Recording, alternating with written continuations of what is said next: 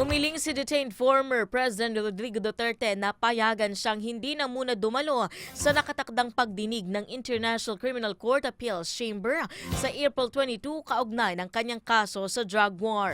Ayon sa kanyang legal team, mga abogado na lamang ni Duterte ang sasagot at haharap sa nasabing pagdinig.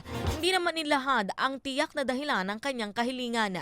Tatalakayin ng ICC Appeals Chamber ang apela ng kampo ni Duterte na questionin ang jurisdiksyon ng korte sa kanyang kaso.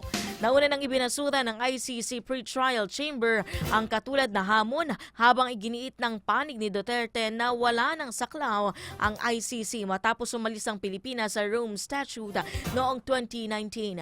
Ngunit ayon sa mga hukom ng ICC, nananatili ang kanilang jurisdiksyon sa mga umano'y paglabag na nangyari noong panahon miyembro pa ang Pilipinas sa nasabing kasunduan.